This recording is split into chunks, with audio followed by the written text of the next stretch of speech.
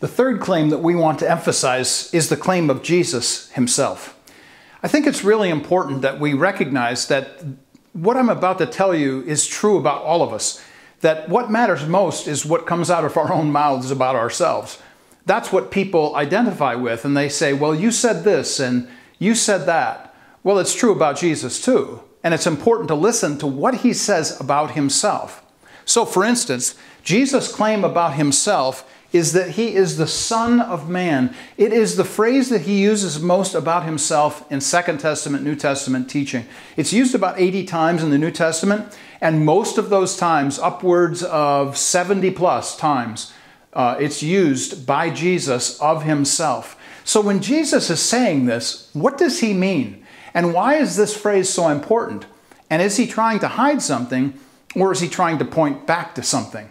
I'm going to suggest that he's pointing back to something. And I'd like to read to you Daniel chapter 7, verses 13 to 17, because I believe that when Jesus was referring to himself as the Son of Man, this is what he was referencing. Check this out, Daniel chapter 7, verses 13 and 14. I saw in the night visions, and behold, with the clouds of heaven there came one like a Son of Man.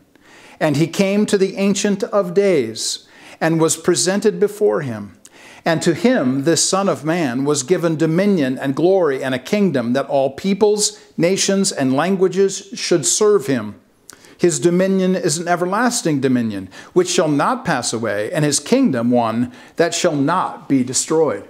Gee, does that sound vaguely familiar? Like, oh, maybe about Jesus? Yeah, indeed, and I think that's Jesus' point. Jesus is saying, I am the Son of Man. And for anybody who is in Jewish thinking mode, they knew immediately that this came from Daniel chapter 7, especially the leaders. And Jesus is saying about himself, I am the one that was promised. And what I discover most often when I'm working on a public university campus and talking with people who are not believers, they take issue with some of the things that I say.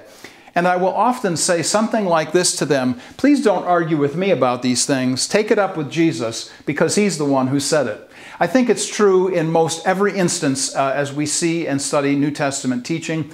Certainly it's true here. We understand that this is what Jesus thinks about himself. He is saying, let's go back to First Testament teaching, and I will show you that I am the one who is the promised one.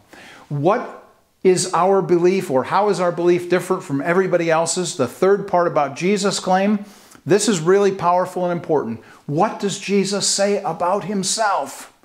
That is crucial. And how we understand Jesus is how we understand how our belief is different from everybody else's.